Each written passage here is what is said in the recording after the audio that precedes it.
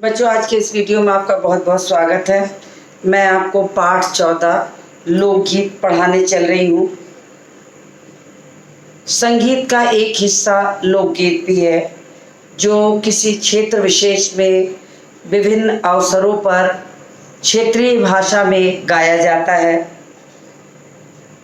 अगर माना जाए तो ये वास्तव में संगीत दो प्रकार के होते हैं। एक को देसी कहते हैं, दूसरे को मार्गी कहते हैं। शास्त्रीय संगीत जो होता है, शास्त्रीय गायन को हम मार्गी गायन कहते हैं। साधारण लोकगीतों को हम देसी कहते हैं। देसी गान जो है वो शास्त्रांग के साथ ही गाए जाते हैं। इनके भी दो भाग विभाजित किया जा सकता है। एक वे होते हैं जिन्हें राग तालों के आधार पर गाया जाता है, और एक वो होता है जिन्हें बिना राग ताल के विभिन्न अवसर और त्योहारों पर भी गाया जाता है। तो मैं अब लोकगीत के बारे में आपको बताऊंगी। तो मैं पाठ को प्रारंभ करती हूँ कि लोकगीत अपनी लोच, ताजगी और लोकप्रियता में शास्त्रीय संगीत से भिन्न है। लोकगीत सीधे जनता के संगीत हैं। अब हम लोकगीत की बात अगर करें तो ये इसमें जो लचक होती है, जो ताजगी होती है, जो मिठास होती है क्षेत्रीयता की, भाषा की, वो शास्त्रीय संगीत से बिल्कुल अलग होती है। लोकगीत सीधे कहना चाहिए कि जनता का गीत है। सामान्य अवसरों पर महिलाओं द्वारा, पुरुषों द्वारा एकत्र होकर किसी अवसर पर, विशेष त्योहारों पर, किसी भी धुन पर, किसी भी वाद्य पर ये किए जा सकते हैं। तो गांव, घर, नगर की जनता के ये गीत हैं जिन्हें हम लोकगीत कहते हैं। इनके लिए साधना की जरूरत नहीं होती। अगर साधना की बात करें तो शास्त्रीय संगीत को हम सही ढंग से सीखने के लिए, उसका ज्ञान लेने के लिए गुरु के पास, संगीत के गुरु के पास दीक्षित होकर के हम उसका ज्ञान लेते हैं, तब हमें उसका ज्ञान आता है। लेकिन लोकगीत में ऐसी बात नहीं है। लोकगीत आपके गले में जो स्वर है उसी आधार पर उतार चढ़ाव, राग, ढोलक, ताल, मजीरा, ताली आदि पर अपने आप गांव घरों में लोग गाते रहते हैं। और कोई त्योहार हो, होली का अवसर हो, बच्चे का जन्म हो, मुंडन हो, सब पर ये गाया जाता है। इसीलिए इसको जनता के गीत के रूप में माना जाते हैं और इसको बहुत अभ्यास की आवश्यकता नहीं होती। त्योहारों और विशेष अवसरों पर ये गाए जाते हैं। और इनके रचने वाले जो लोग, इसके रचनाकार कौन होते हैं? गांव के रहने वाले लोग, जिनको कि शास्त्रीय संगीत का कोई ज्ञान नहीं होता। शास्त्रीय संगीत का ज्ञान नहीं होता, बस ये तुकबंदी, लय, छंद और शब्दों के तालमेल से गीतों की रचना कर लेते हैं। कभी कभी मैंने देखा है कि जो फिल्मी गीत होते हैं उन गीतों में कुछ शब्दों का हेर फेर करके, बदलाव करके भी लोकगीत बना लेते हैं और उसे बड़ी रुचि से गाते हैं। सदा से ये गाए जाते रहे हैं और इनके रचने वाले भी अधिकतर गांव के लोग ही हैं। स्त्रियों ने भी इसकी रचना में विशेष भाग लिया है। अब रचनाकार गांव के लोग हैं, कोई पढ़े लिखे नहीं होते हैं। स्त्रियां भी होती हैं, घर की बुजुर्ग महिलाएं भी होती हैं, और तो और पुरुष और बच्चे भी इस लोकगीत में बहुत आनंद लेते हैं और अच्छे से गाते हैं। इनकी रचना में विशेष भाग लिया जाता है। ये गीत बाजों की मदद के बिना ही साधारण ढोलक, झांझ, करताल, बांसुरी आदि की मदद से गाए जाते हैं। अब बिना वाद्य के भी गाए जाते हैं।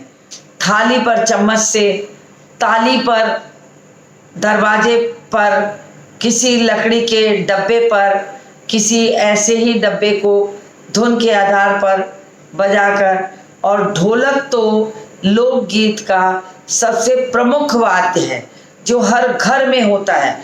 गांव के हर घरों में ढोलक पाई जाती है, ढोलक हर तरह से होती है और लोग उसे बड़े खुशी से बजाते हैं। एक समय था जब शास्त्रीय संगीत के सामने इनको हे समझते थे। पुराने जमाने से ही लोकगीत का प्रचलन था, लेकिन पहले लोग शास्त्रीय संगीत को संगीत का स्थान देते थे, लेकिन लोकगीत को हे समझते थे, हे दृष्टि से, नीची दृष्टि से। हे दृष्टि मतलब नीची दृष्टि से। लोकगीत गाना बहुत अच्छा नहीं समझा जाता था, गंवारूपन समझा जाता था कि जिन्हें कुछ नहीं आता है वो लोकगीत गाते हैं। आज ऐसी स्थिति नहीं है। आज लोकगीत को संगीत में भी स्थान मिला है।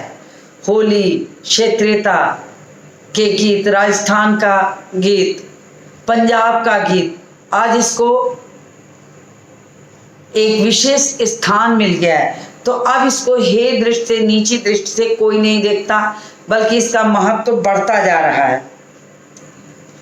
अभी हाल तक इनकी बड़ी उपेक्षा होती थी और कुछ समय पहले तक अभी लोकगीत गाने वालों को बड़े उपेक्षित नज़र से लोग देखते थे। उन्हें लगता था कि ये गंवारूपन है, इसे कुछ नहीं आता, संगीत का शौकीन है, आता कुछ नहीं, ऐसी भावना मन में आती थी। लेकिन आज ऐसी बात नहीं है। तो अभी हाल में ही इनकी बड़ी उपेक्षा की जाती थी, पर इधर साधारण जनता की ओर जो लोगों की नज़र फिरी तो साहित्य और कला के क्षेत्र में भी परिवर्तन हुआ। अब हुआ ऐसा कि कालांतर में धीरे धीरे ये लोकगीत का प्रचलन विवाह, शादी, विभिन्न अवसर, जन्म और सावन, कजरी, होली, तीज आदि पर गीत गाते गाते धीरे धीरे इसने शास्त्रीय संगीत की बराबरी कर ली और लोकगीत गायन को भी एक स्थान मिल गया। तमाम ऐसे लोकगीत गायक हैं जिनको आज बहुत ऊंची दृष्टि से सम्मानित मंच पर बुलाकर सम्मानित किया जाता है, और तो और भोजपुरी रत्न से सम्मानित किया जाता है, उन्हें भी स्थान दिया जाता है। तो पर इधर साधारण जनता की ओर जो लोगों की नज़र फिरी तो साहित्य और कला के क्षेत्र में भी परिवर्तन हुआ है। अनेक लोगों ने विविध बोलियों में के लोक साहित्य और लोक गीतों के संग्रह पर कमर बांधी। अब क्षेत्रीय भाषा में गाए जाने का जब लोगों को चाव आया तो पंजाब में गाया जाने वाला लोकगीत, राजस्थान में गाया जाने वाला लोकगीत, हरियाणा में गाया जाने वाला लोकगीत, उत्तर प्रदेश का होली गीत, ये सारे गीत ऐसे ही अवसरों से निकलते निकलते इन्हें एक मंच मिल गया और इसके गायक भी आज अच्छी तरह से स्थान पा गए हैं। संगीत में एक उनको दर्जा मिल गया है और सम्मानित दृष्टि से देखा जाने लगा है। पर इधर साधारण जनता की ओर से जो लोगों की नज़र फिरी तो साहित्य और कला के क्षेत्र में भी परिवर्तन हुआ। अनेक लोगों ने विविध बोलियों और लोक साहित्य, लोक गीतों के संग्रह पर कमर बांधी और धीरे धीरे लोगों ने कमर कस के इसे ही अपना वास्तविक साधन समझा अपने आय का और इसे विभिन्न प्रकार के अवसरों पर गाकर सम्मानित हुए और बहुत जगह बुलाए जाते लोगों को, ऐसे लोकगीत गायकों को बुलाया जाता है और सम्मानित भी किया जाता है। तो मैंने आपको लोकगीत की बातें बताई कि जिस लोकगीत को जमाने से हे दृष्टि से देखा जाता था, आज उसे भी सम्मान की दृष्टि से देखा जाने लगा है। लोकगीत के कई प्रकार हैं। इनका एक प्रकार तो बड़ा ही ओजस्वी और सजीव है। यह हमारे देश के आदिवासियों का संगीत है। मध्य प्रदेश, दक्कन, छोटा नागपुर, गोंड, खांड, ओरांव, मुंडा, भील, संथाल आदि में फैले हुए हैं। अब इन्होंने कहा कि लोकगीत की प्रसिद्धि इतनी हो गई कि इनको भी एक स्थान मिल गया और आदिवासियों द्वारा गाए जाने वाला जो लोकगीत था, मध्य प्रदेश में दक्कन, छोटा नागपुर, गोंड, खांड, ओरांव, मुंडा, भील, संथाल आदि क्षेत्रों में ये लोकगीत गायक, आदिवासियों के लोकगीत गायक भी बहुत प्रचलित हुए और स्थान ऐसा हुआ कि धीरे धीरे इसे लोग ज़्यादा पसंद करने लगे, जिनमें आज भी जीवन के नियमों की जकड़ में बंध ना सका और निर्द्वंद लहराता है। अब आदिवासियों द्वारा गाया जाने वाला ये जो लोकगीत है उसमें भी जो है जीवनचर्या और निर्द्वंद भाव से लहराता हुआ उसका जो गीत है, उसकी जो बोल है वो प्रसिद्धि प्राप्त कर लेता है, प्रसिद्ध हो जाता है। इनके गीत और नाच अधिकतर साथ साथ और बड़े बड़े दलों में गाए और नाचे जाते हैं। अब आदिवासियों के जो लोकगीत होते हैं ये समूह में गाते हैं। इनके जो वाद्य होते हैं साधारण वाद्यों पर गाते हुए समूह में नृत्य करते हैं और लोकगीत को गाते हैं। लोकगीत को गाते हैं अर्थात गाना और नृत्य, नाच इनका साथ साथ चलता है और ये भरपूर आनंद उसका उठाते हैं और बड़े बड़े दलों में ये गाए जाते हैं। 20-20, 30-30 आदमियों और औरतों के दल एक साथ या एक दूसरे के जवाब में गाते हुए दिशाएं गूंज उठती हैं। अब समूह जो आदिवासियों का है ये इनका दली गीत कह सकते हैं, दल में बनकर समूह में बनकर गाया जाता है। लोकगीत प्रायः समूह में ही गाया जाता है। मैंने गांव घरों में देखा है जो लोकगीत महिलाओं द्वारा गाए जाते हैं, वो भी वहाँ एकत्रित जितनी महिलाएं होती हैं वो 2 समूह में बढ़ जाती हैं और एक समूह से गीत को प्रारंभ किया जाता है, दूसरे समूह द्वारा उस पंक्तियों को दोहराया जाता है। इससे क्योंकि वे शास्त्रीय संगीत के अभ्यस्त नहीं हैं, इससे उन्हें बीच में गीत के बोल को देखकर गाना, सोचकर गाना का अवसर प्राप्त होता है। इसे 2 हिस्सों में इसलिए वो कर देती हैं। एक समूह गीत को प्रारंभ करता है, दूसरा उसे पूरा करता है, तो साथ साथ मिलकर ऐसे ये लोकगीत गाए जाते हैं।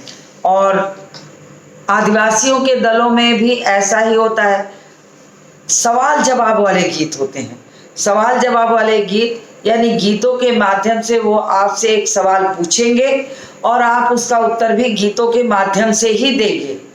तो इस तरीके से सवाल जवाब वाले गीत भी बहुत प्रसिद्धि प्राप्त किए। तो एक दूसरे से जवाब में गाते हैं और दिशाएं गूंज जाती हैं, यानी बड़े शोर शराबे के साथ, बड़े जोशो खरोश के साथ ये सवाल जवाब वाले गीत गाते हैं। अब इन्होंने बताया कि लोकगीत का जो स्वरूप है वो देखिए कैसे स्थान स्थान पर बदलता जाता है, विस्तार पाता जाता है। तो अभी यहाँ पर बताया गया कि आदिवासियों द्वारा भी गीत गाए जाते थे, गांव घरों में भी गाए जाते थे, दल में बनकर गाते थे और नृत्य भी साथ में करते थे। पहाड़ी के अपने अपने गीत हैं, पहाड़ियों के अपने अपने गीत हैं, उनके अपने अपने भिन्न भिन्न रूप होते हैं। हुए भी अशास्त्रीय होने के कारण उनमें अपनी एक समान भूमि है। गढ़वाल, किन्नौर, कांगड़ा आदि के अपने अपने गीत और उन्हें गाने की अपनी अपनी विधियां हैं। उनका अलग नाम है पहाड़ी। अब पहाड़ों पर गाए जाने वाले गीत मैदानी क्षेत्रों और सामान्य जगहों पूर्वी क्षेत्रों के गीतों से थोड़े फर्क होते हैं।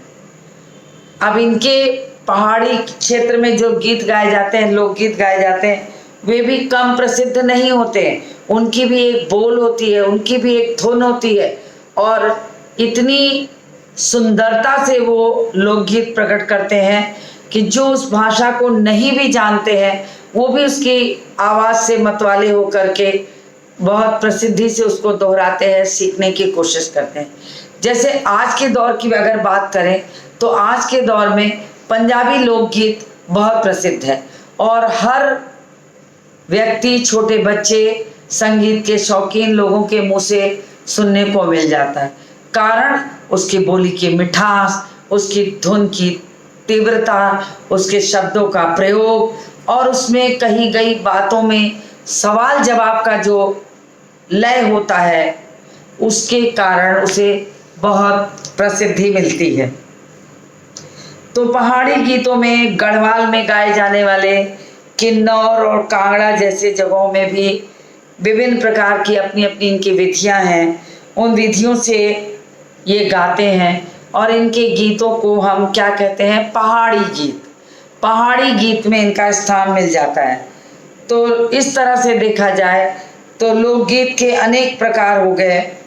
मध्य प्रदेश, दक्कन, छोटा नागपुर, ओराव, मुंडा, भील, संथाल में गाए जाने वाले गीत, और जिसपे कि दल में होता है, समूह में गाते हैं, एक दूसरे का जवाब देते हैं। इसमें 20-30 की संख्या होती है। औरतों के दल भी होते हैं और काफ़ी तेज स्वर में ये संगीत से दिशाओं को गुजा देते हैं, बिल्कुल गूंजने लगते हैं। पहाड़ी के अपने अलग गीत भिन्न रूप होते हैं,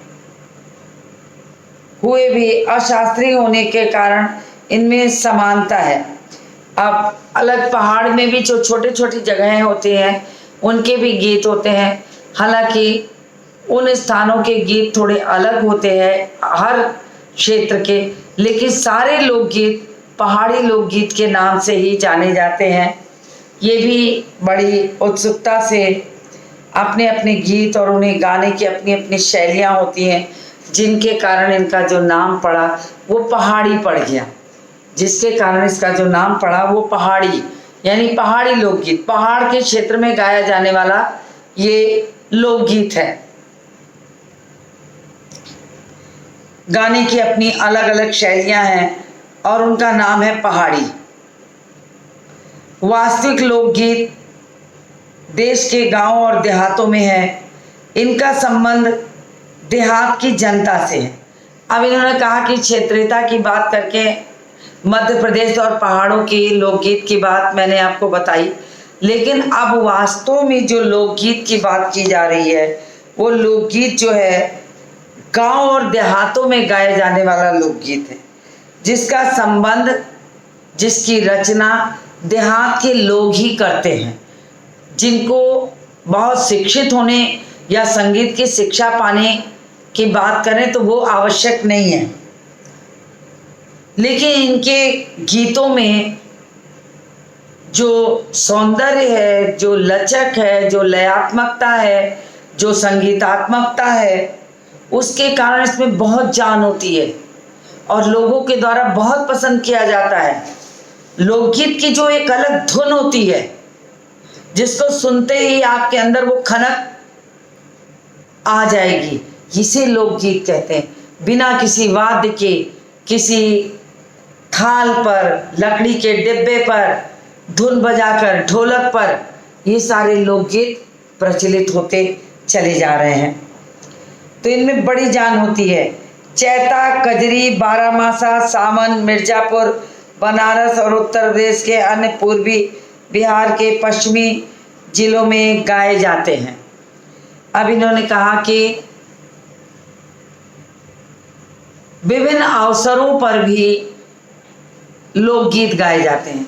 जैसे सावन का जब महीना आ जाता है तो गाँवों में कजरी एक प्रकार का लोकगीत है, जिसको कि पहले का जो लोकगीत गाने का तरीका था, जब सावन का महीना आता था तो जो लड़कियां होती थी वो लड़कियां पेड़ की डालों पर झूला डालती थी, और कम उम्र की जो लड़कियां, सब महिलाएं, विशेष रूप से महिलाएं कहना चाहिए, महिलाएं, उनमें कम उम्र की लड़कियां जो होती थी वो झूला झूलने जाती थी, और पूरे सावन के महीने में वो झूला झूलती थी, और झूले के गीत से ही लोकगीत की रचना शुरू हो गई, और गीतों को बनाने वाले भी यही होते थे, और उसका नाम पड़ा कजरी। कजरी जो होती है मिर्ज़ापुर और बनारस में बहुत प्रसिद्ध है। कजरी गीत मिर्ज़ापुर और बनारस में बहुत प्रसिद्ध है यहाँ की। बारामासा एक लोकगीत है, बारामासा, जिसमें जो हमारे हिंदी के 12 महीने होते हैं, इन महीनों पर आधारित वो लोकगीत होता है, जिसमें हर महीने की कुछ खास विशेषताओं को लेकर वे वो एक एक महीने की गीत को जोड़कर गाते हैं, जिसको बारामासा भी कहते हैं, जिसमें हर महीने की कुछ खासियत को बताकर गीत को गाया जाता है। बनारस और उत्तर प्रदेश के अन्य पूर्वी और बिहार के पश्चिमी जिलों में गाए जाते हैं। अब इन्होंने कहा कि कहाँ कहाँ गाया जाता है, तो ये मिर्ज़ापुर, बनारस और उत्तर प्रदेश के अन्य पूर्वी और बिहार के पश्चिमी जिलों में विशेष रूप से गाए जाते हैं। ऐसी पंक्तियों को आप रेखांकित कर लिया करिए। रेखांकित कर लेने से आपको क्या फ़ायदा होगा कि आपको एक बार भी पाठ दोहराएंगे तो अच्छे से याद हो जाएगा।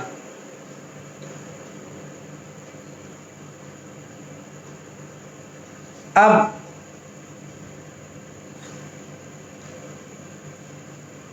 यहाँ पर बताया कि चैता, कजरी, बारामासा, सावन।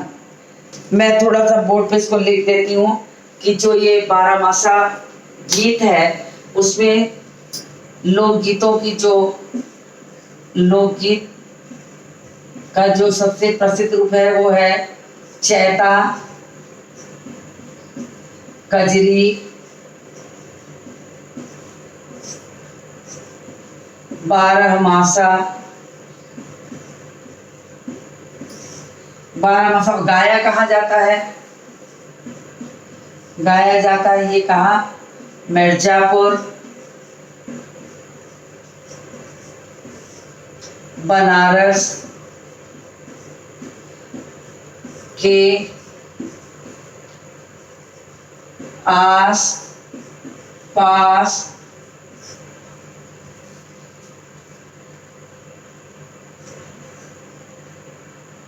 पास के क्षेत्रों में। तो ये आपको मैंने इसलिए थोड़ा हाईलाइट कर दिया कि आपको याद हो जाए चीजें, उससे आसान लगेगा आपको याद करने में। अब लोकगीत वास्तव में मैंने बताया, इसके अलावा बाउल और भतियाली बंगाल के लोकगीत हैं। क्या है? लोकगीत का नाम क्या है? बाउल। बाउल और भतियाली ये भी एक प्रकार का लोकगीत है, और कहाँ के लिए प्रसिद्ध है? बंगाल का लोकगीत है। कहाँ का है ये? बंगाल का लोकगीत, बंगाल का लोकगीत है ये। उसके बाद माहिया।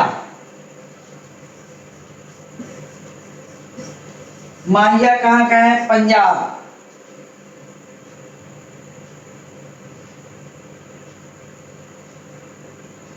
माहिया हीर रांझा।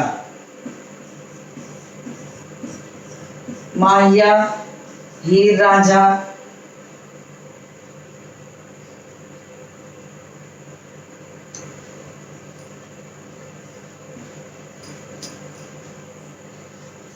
माहिया और हीर रांझा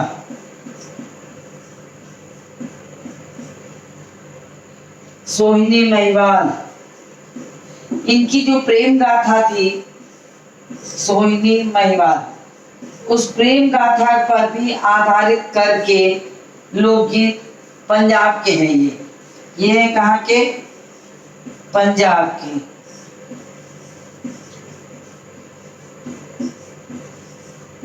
हरियाणा में भी सोहिनी महिवाल और हीर रांझा गाया जाता है। तो देखिए मैंने कुछ कुछ चीज़ों को थोड़ा हाईलाइट कर दिया कि आपको आसान हो जाएगा। उसके बाद का जो गीत है वो ढोला मारू, आपको मैं बता दूं, थोड़ा सा मिटा रही हूँ।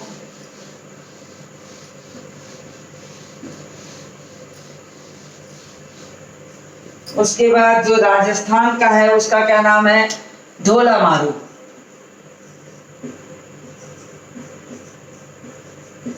ढोला मारू लोकगीत कहाँ का है? राजस्थान का। राजस्थानी लोकगीत।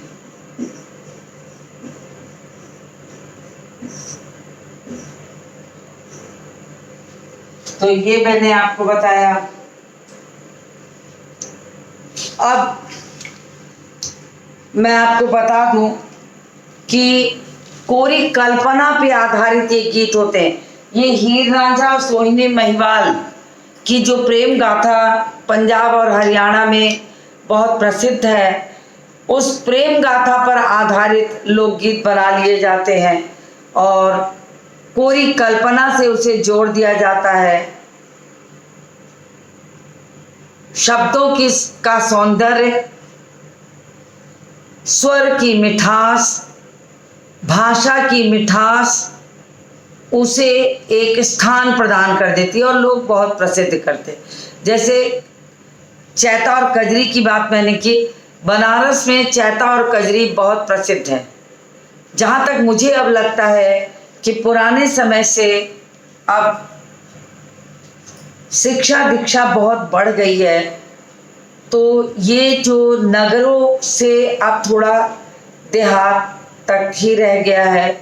और लेकिन होली जैसा लोकगीत जो होली के अवसर पर पूरे शहर में आपको सुनने को मिल जाएगा, जहाँ गाने वाले नहीं मिलते हैं वहाँ इसके कैसेट्स वगैरह गीत बना दिए जाते हैं और हर चौराहे पर आवाज़ आती हुई मिल जाएगी और बहुत प्रसिद्ध हो जाता है। एक एक गीत ऐसे हैं जिसका कि धुन इतनी मिठास भरी होती है कि बच्चे बच्चे के जबान पर आ जाती है। तो लोकगीत को अगर ये कहा जाए कि लोकगीत को हे दृष्टि से देखना, तो मेरी समझ से लोकगीत को भी एक अपना स्थान मिला है। वो पुराना जमाना अब चला गया।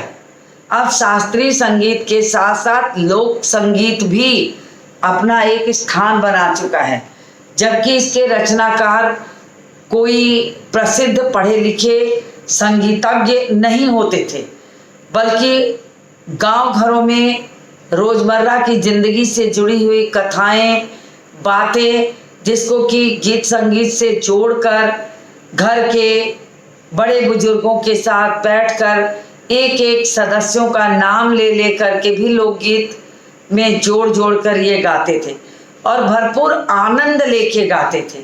ये नहीं कि लोकगीत गाने वाले सिर्फ उसे सीखने की दृष्टि से या सुनाने की दृष्टि से गाते हों, बल्कि लोकगीत गायन गांव घरों में ऐसा होता था कि वो अवसर की तलाश में रहते थे कि अगर अवसर मिला तो किसी एक घर में वे जुट जाते थे। मान लीजिए होता क्या था कि अगर विवाह के अवसरों में, आजकल तो सब जगह शिक्षा दीक्षा ने बढ़ गई है तो समय की कमी हो गई है, लेकिन अगर गीत की बात करें तो गीत आज भी शादी ब्याह के मौके पर हर घरों में गाए जाते हैं। मुंडन हो, बच्चे का जन्म हो, कथा वार्ता हो, होली हो, सब पर गाए जाते हैं। और महिलाएं, गांव घरों की जो महिलाएं होती हैं वो इस अवसर की तलाश में होती हैं कि कब उन्हें इस सारी चीज़ों को गाने का अवसर मिले। तो वो चीज, मनोज तिवारी का नाम आपने सुना होगा। मैथिली जो आपके बिहार मैथिली भाषा में गाती हैं, कितनी लोग, कम उम्र की एक लड़की आज मैथिल गायन में, लोकगीत गायन में इतनी प्रसिद्ध हो गई है कि लोग उसे पसंद करते हैं, और बहुत कम उम्र की होके भी वो अपना एक स्थान बना ली है, लोगों द्वारा पसंद की जाती है, और उसके गीत भी बहुत सुंदर होते हैं। तो अब ये कहना कि लोकगीत की कोई बहुत महत्ता नहीं है, लोग इसे सिर्फ आनंद के लिए गाते थे, ऐसा नहीं है। अब लोकगीत को भी एक मंच मिल गया है, स्थान मिल गया है, और विभिन्न प्रकार के चैनलों के माध्यम से भी इस लोकगीत के जो गायक होते हैं अब अपनी प्रसिद्धि बना लेते हैं। तो मैंने आपको लोकगीत के यहाँ तक के हिस्से को पढ़ा दिया कि कौन से लोकगीत कहाँ बहुत प्रसिद्ध हैं, और इतनी बातें आपको समझ में आ गई होंगी। तो आज के वीडियो को मैं यहीं समाप्त करती हूँ और मिलती हूँ आपसे अगले वीडियो में।